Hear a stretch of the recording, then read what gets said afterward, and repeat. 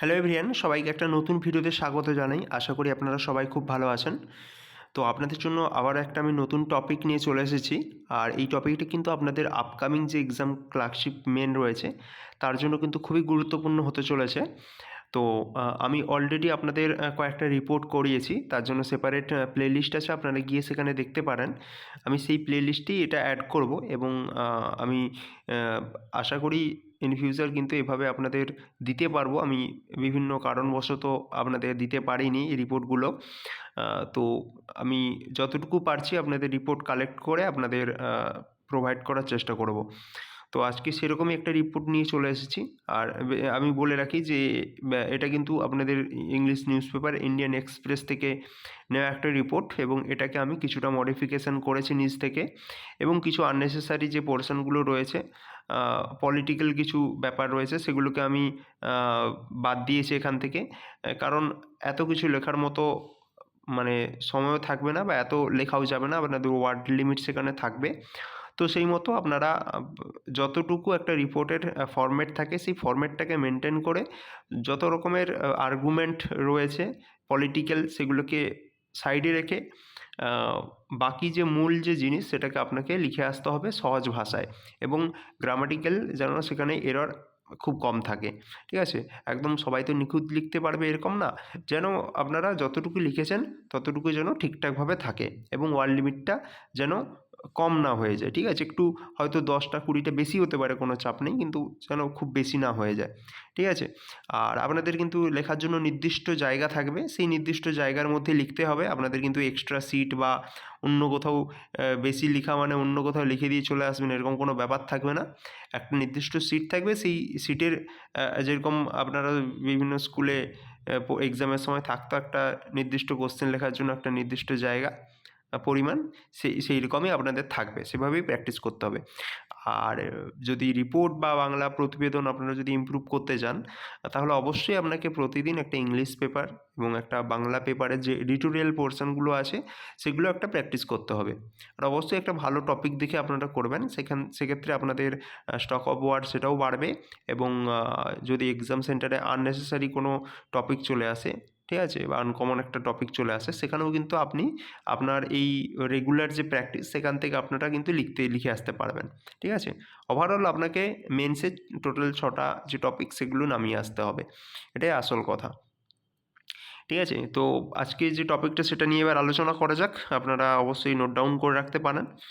আর কেমন লাগলো সেটা অবশ্যই কমেন্ট করে জানাবেন এই পুরো রিপোর্টটা করার পরে। তো চলুন হেডলাইনটা কী দিয়েছে একটু দেখে নিই। এখানে বলেছে যে over 40 Delhi school receive bomb threats over mails searches on students evacuated. ঠিক আছে? তো একটা বলেছে, একটা রিপোর্ট লিখতে বলেছে যে দিল্লির একাধিক স্কুলে সেখানে বোম থ্রেট হয়েছে, অর্থাৎ কিছু আততায়ী তারা স্কুলে বোম রেখেছে এবং ইমেলের মাধ্যমে তারা স্কুলগুলোকে জানিয়েছে, এবং সেই ক্ষেত্রে আপনার সেটার উপর বেস করে আপনাকে একটা রিপোর্ট লিখতে বলা হয়েছে, এবং কী হয়েছে কী না কী সেই তার একটা আপনাদের পয়েন্ট কিন্তু দেওয়া থাকবে, সেই পয়েন্টের উপর বেস করে আপনাদের লিখতে হবে। ঠিক আছে? তো সেক্ষেত্রে শুরু করি। এখানে যেহেতু আমি ইন্ডিয়ান এক্সপ্রেস থেকে বা আপনারা নিজে থেকে বা এই স্টাফ রিপোর্টার লিখতে পারেন। তারপরে আপনাদের প্লেসের নাম সেটা XYZ দেবেন, এবং ডেট টা মেনশন করবেন 9 ডিসেম্বর 2024। টাইম না দিলেও আপনাদের চলবে। তো এবার ফার্স্ট যে প্যারাটা থাকবে সেই ফার্স্ট প্যারাটায় আপনাদের টোটাল কী ঘটনাটা হয়েছে সেই ঘটনাটা আপনাদের মেনশন করতে হবে। সেকেন্ড যে প্যারাটা সেখানে আপনাদের ডিটেলস যা হয়েছে সেটা মেনশন করতে হবে। থার্ড যে প্যারায় সেখানে বিভিন্ন মানুষ তারা কী কী বলেছে, যদি গভর্নমেন্ট কোনো কিছু হয় তাহলে গভর্নমেন্ট কী অ্যাকশান নিয়েছে, বা যারা অপোজিশন রয়েছে তারা কী বক্তৃতা দিয়েছে, এইগুলোকে একটু মেনশন করতে হবে যে কে কী বলেছে। হ্যাঁ, ডাটা কিছু আপনাদের দিতে হবে। তাহলে কিন্তু সেই রিপোর্টটার আরও গ্রহণযোগ্যতা বাড়ে এবং সেটাকে আরও মানে বাস্তব বলে মনে হয়। এই জিনিসগুলো খেয়াল রাখতে হবে। যত বেশি ইনফরমেশান দেবেন, যত কোটেশানে লোকের উক্তি দিবেন, অযথা খুব বেশি দেবেন না, তবে 1টা 2টো দেবেন, যাতে সেই জিনিসটা কিন্তু পড়তে একটা সংবাদপত্রে যেমন থাকে তেমনটা আপনাদের লাগে। ঠিক আছে? তো এবার শুরু করা যাক। এখানে যেটা বলেছে যে a sting of bomb threats over email targeting nearly 40 school across Delhi send the police on high alert on Monday morning sparking panic and evacuation. তাহলে এখানে কী কী বলেছে, যে টাইম বলে দেওয়া হয়েছে যে মন্ডে মর্নিং অর্থাৎ সোমবার সকালে দিল্লি পুলিশ যে রয়েছে তাদেরকে হাই অ্যালার্টে পাঠিয়ে দিয়েছে। কী করে? তাদেরকে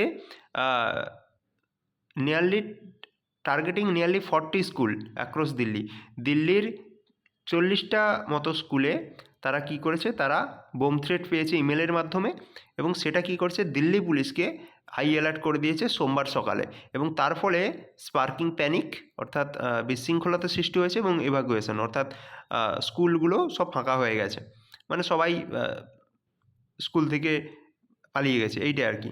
ঠিক আছে।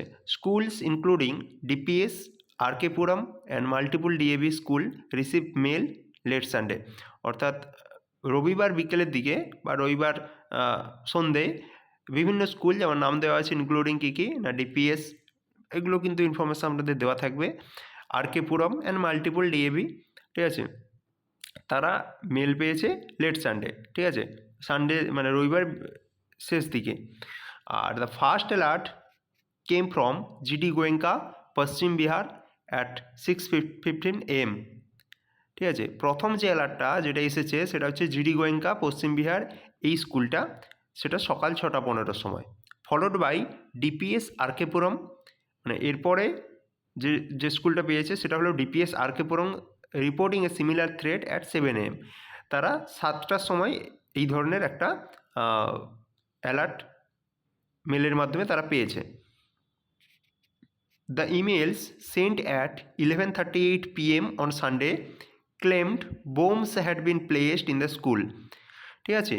কি বলেছে না, রবিবার 11:38 সময়, 11:38 PM, ঠিক আছে, 11:38 PM-এ তার ইমেল যেটা পেয়েছে সেখানে কি ক্লেম করা হচ্ছে, বলা হচ্ছে যে স্কুলের মধ্যে বোম রাখা হয়েছে, ঠিক আছে। তো নেক্সট প্যারায় চলে যাই।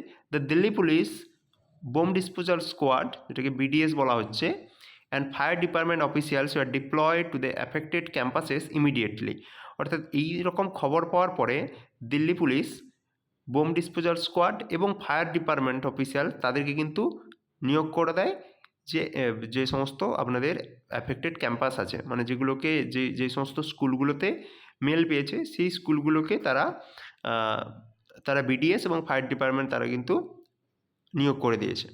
Official said no suspicious object have been found at any location so far, মানে অফিসিয়াল যেটা বলেছে, তারা কি বলেছে যে এখনও পর্যন্ত কোনো ধরনের সন্দেহজনক কোনো জিনিসপত্র কিন্তু এখনও পর্যন্ত পাওয়া যায়নি, ঠিক আছে।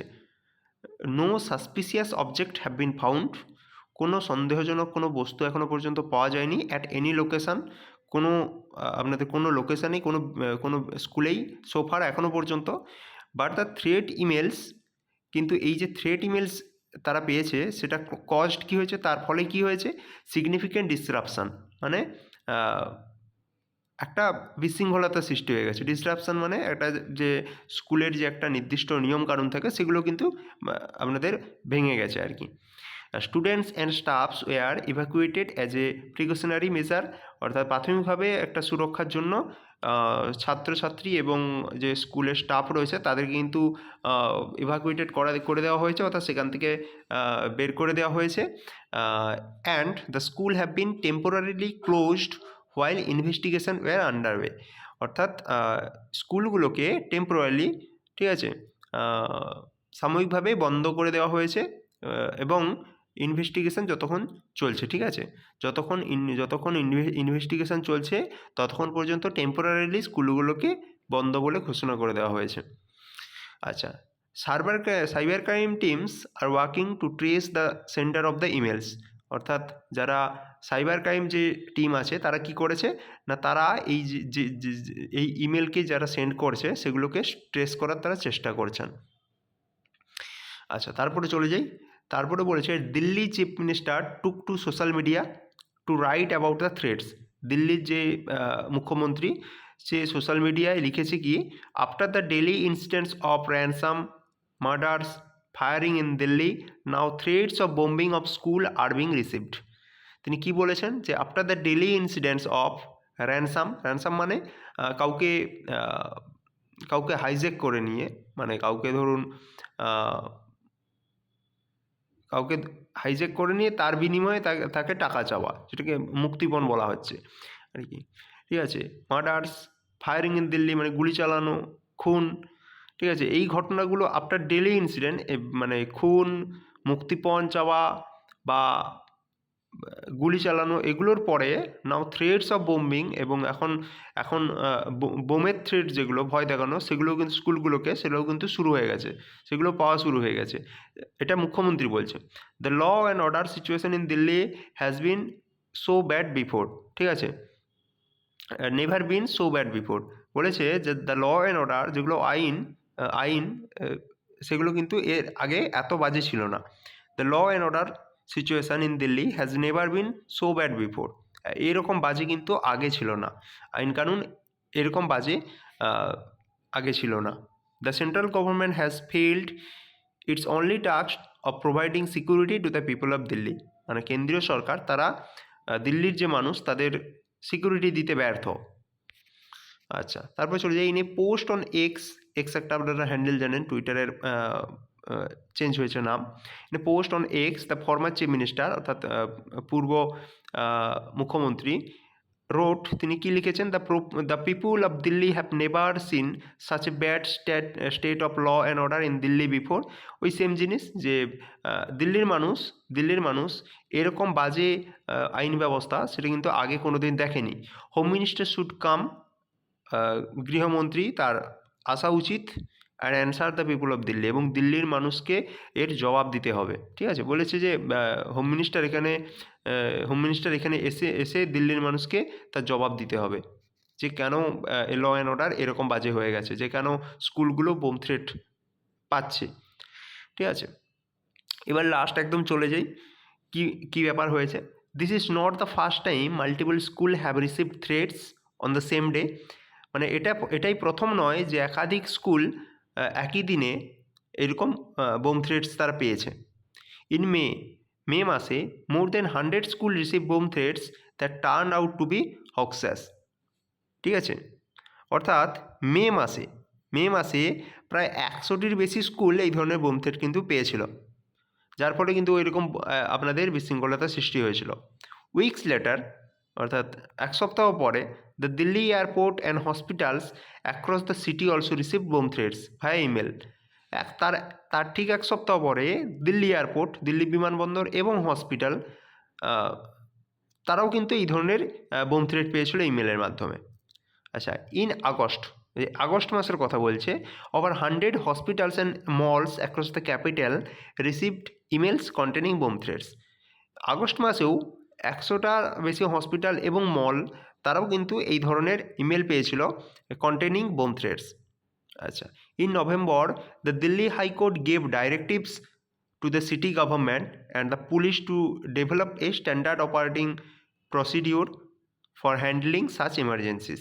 নভেম্বর মাসে দিল্লি হাইকোর্ট তারা একটা নির্দেশ দিয়েছে সিটি গভর্নমেন্টকে, অর্থাৎ দিল্লি সিটি যে গভর্নমেন্ট আছে তাকে এবং পুলিশকে, to develop a SOP, standard operating procedure, একটা এই এসওপি ডেভেলপ করার কথা বলেছে ফর হ্যান্ডলিং সাচ এমার্জেন্সি, যে এই সমস্ত যে থ্রেটগুলো আসছে এইগুলোকে কন্ট্রোল করার জন্য দিল্লি হাইকোর্ট কিন্তু অর্ডার দিয়েছে সিটি পুলিশ এবং সিটি গভর্নমেন্টকে একটা স্ট্যান্ডার্ড অপারেটিং একটা টিম গঠন করার জন্য, যাতে এই ধরনের এমার্জেন্সি যে পরিস্থিতি সেগুলোকে যাতে হ্যান্ডেল করা যায়।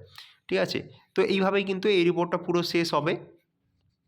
তো ফার্স্ট বলা হবে যে কি আপনাদের কি হয়েছে, কবে, এই জিনিসগুলো মেনশন থাকবে, কোথায় এই জিনিসগুলো, অর্থাৎ যত ধরনের কোশ্চেন, সেই কোশ্চেনগুলো যেন আমি এই ফার্স্ট প্যারার মধ্যে পেয়ে যাই। ঠিক আছে, যে কি হয়েছে, না বোম থ্রেট পেয়েছে। ঠিক আছে, কোথায়, না বিভিন্ন স্কুলগুলো, কতগুলো স্কুল যদি কোশ্চেন করে তাহলে ওখানে মেনশন থাকবে যে 40টা স্কুল বা তার থেকে বেশি। ঠিক আছে, এবার বলবে কবে, সেখানে কিন্তু মেনশন থাকবে যে সোমবার মর্নিং, এই ব্যাপার, বা পেয়েছে রবিবার লেট সানডে, এইরকম কিন্তু পুরো প্রথম যে প্যারাটায় সেগুলো পেবে। থাকবে আপনাদের, ঠিক আছে? তারপরেরটা তারপর যে প্যারাটা শুরু হচ্ছে সেখানে পুরো ডিটেলস যা আছে সেটা। অর্থাৎ কে প্রথম পেয়েছে, তারপরে কি হয়েছে, পুলিশকে ইনফর্ম করা হয়েছে, পুলিশ তারপরে কী কী অ্যাকশান নিয়েছে, যেমন এই পুলিশ তারপরে এই বোম ডিসপোজাল স্কোয়াড বা ফায়ার যে ডিপার্টমেন্ট তাদেরকে ডিপ্লয় করেছে সেখানে। তার ফলে কী কী হয়েছে, তার ফলে স্কুলগুলো ফাঁকা হয়ে গেছে, স্কুল যে স্কুলের স্টাফ রয়েছে, স্টুডেন্ট রয়েছে তাদেরকে এভাকুয়েট করে দেওয়া হয়েছে। তারপরে স্কুলগুলোকে টেম্পোরারিলি ক্লোজড করে দেওয়া হয়েছে এবং ইনভেস্টিগেশন যে প্রসেস সেগুলো চালানো হয়েছে, ঠিক আছে? এরপরে কী হয়েছে না, সাইবার ক্রাইম তারা এই ইমেল কে করেছে সেগুলোকে ট্রেস করার চেষ্টা করেছে। তারপরে এই ঘটনার ফলে প্রতিক্রিয়া কী কী এসেছে, এই ঘটনার ফলে প্রতিক্রিয়া বলতে যেমন মুখ্যমন্ত্রী তারা বলেছে যে ল অ্যান্ড অর্ডার এরকম বাজে কোনো দিন হয়নি, হ্যাঁ? আগের মুখ্যমন্ত্রী সে কী বলেছে, সেও বলেছে সেম জিনিস যে এর জন্য কেন্দ্রীয় সরকার দায়ী, তারা মানুষের সুরক্ষা দিতে পারছে না, যে হোম মিনিস্টার তাকে আসা উচিত এবং দিল্লির মানুষকে জবাব দেওয়া উচিত, ঠিক আছে? আর লাস্ট যেটা বলেছে যে অ্যাকচুয়ালি এইরকম জিনিস যদি আরও হয় তাহলে সরকারের স্টেপ কী রয়েছে, ঠিক আছে? এতে সরকার এই জিনিসগুলোকে প্রতিহত করার জন্য কী কী স্টেপ নিচ্ছে। তো সেক্ষেত্রে বলেছে যে এই ঘটনাগুলো কিন্তু নতুন নয়, এগুলো আগেও হয়েছে এবং আগেও হয়েছে বলতে তার কিছু এক্সাম্পল দিয়েছে যে এই সময়ে কিছু হয়েছে এবং তার ফলে যে দিল্লি হাইকোর্ট অর্ডার দিয়েছে যে এই ধরনের যে ইমার্জেন্সিগুলো সেগুলো কন্ট্রোল করার জন্য বা হ্যান্ডেলিং করার জন্য একটা কমিটি তারা গঠন করতে বলেছে এবং যে কমিটিটা এই ধরনের এমার্জেন্সিগুলোকে হ্যান্ডেল করতে পারবে। ব্যাস, এইটা হচ্ছে টোটাল একটা রিপোর্ট। খুব সিম্পলভাবে সাধারণ যে ওয়ার্ডগুলো টার্মগুলো থাকে সেগুলোকে ইউজ করে এটা লেখা হয়েছে। এইভাবে কিন্তু প্রতিদিন কিছু কিছু আপনাদের ঘটনা হচ্ছে, অনেক ঘটনা হচ্ছে যেগুলো মনে হচ্ছে যে আপনাদের কাছে ইম্পর্ট্যান্ট হবে বা বিভিন্ন মেন্স এক্সামগুলো দেখেছেন সেগুলোতে যে কোশ্চেন বা টপিকগুলো আসছে সেগুলো করে যাবেন, সেগুলো করলে আপনাদের হয়ে যাবে। আর যেগুলো কমন আছে সেগুলো তো আপনাদের করতেই হবে, কমনের কথাগুলি বাদ দিলাম। যেমন ধরুন বন্যা, কোথাও বন্যা হচ্ছে বা কোথাও ভূমিকম্প হচ্ছে, ট্রেন অ্যাক্সিডেন্ট হচ্ছে, এসেনশিয়াল কমোডিটিসের দাম বেড়ে যাচ্ছে বা কোনো একটা ডে সেলিব্রেশন করা হচ্ছে, এই জিনিসগুলো বা কোনো একটা এই বছর কোনো একটা বিশেষ কোনো একটা দিনের একটা ধরুন ৫০তম উদযাপন করা হচ্ছে সেই দিনটার বা ৭৫তম কোনো একটা দিবস হিসেবে পালন করা হচ্ছে, কোনো একটা মহান মানবের এটা ধরুন ১০০তম তার জন্মবার্ষিকী, এইরকম যে জিনিসগুলো সেগুলো আপনাকে নিজেদের করতে হবে, ঠিক আছে? সেগুলো আপনাদের থাকবে, করতেই হবে। আর এইরকম কিছু কিছু নতুন নতুন টপিক সেগুলো আপনাদের এখান থেকে রেডি করতে হবে এরকম করে, ঠিক আছে? তো দেখা হবে নতুন একটা ভিডিওতে। আপনাদের কেমন লাগলো রিপোর্টটা অবশ্যই কমেন্ট করে জানাবেন। আর এরকম রিপোর্ট আপনারা যদি চান তাহলে অবশ্যই চ্যানেলটিকে আপনাদের সাবস্ক্রাইব করে রাখতে হবে। ধন্যবাদ।